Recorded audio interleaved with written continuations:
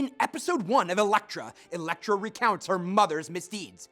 Not only did the treacherous Clytemnestra murder her husband, but she and Aegisthus, who helped her commit the murder, live together as husband and wife.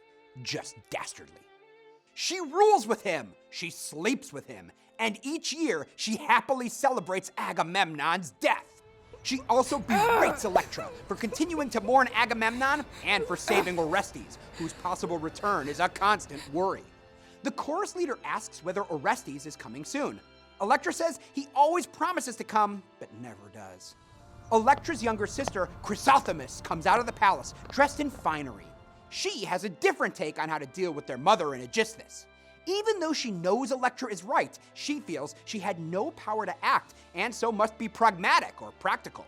In order to keep her freedom, she must obey them as rulers.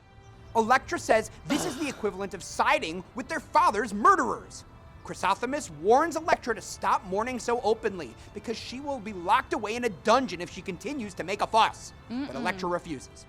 Chrysothemis says she's on her way to their father's grave with funeral libations from their mother.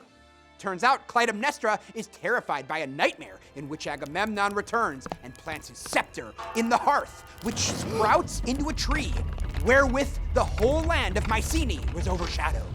Hearing this pleases Electra, who tells her sister not to take the libations to the tomb, but to throw them away, replacing them with libations from the sisters instead. Chrysothemis agrees, but still begs Electra not to tell anyone what she's done. Episode 1 introduces the conflict between Electra and her sister Chrysothemis, which represents the conflict between loyalty and pragmatism. Electra is loyal, honest to a fault, and filled with the passion of vengeance and grief. But Chrysothemis is more practical than emotional. She tends to observe rather than act, studying a situation from various angles to determine how it best benefits her survival. She's willing to express love and loyalty for her father, but only as long as it doesn't get her in trouble. Electra says that Clytemnestra fears no Erinyes. The Erinyes, also called the Furies, were Greek goddesses of vengeance. These goddesses, who usually came in threes, hunted down and punished anyone who transgressed the laws of nature, targeting especially murderers, oath breakers, and those who commit crimes against the gods or their parents.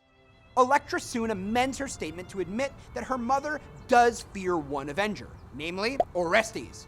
Clytemnestra's response to her dream, as related by Chrysothemis, is evidence that she just cannot shake this fear.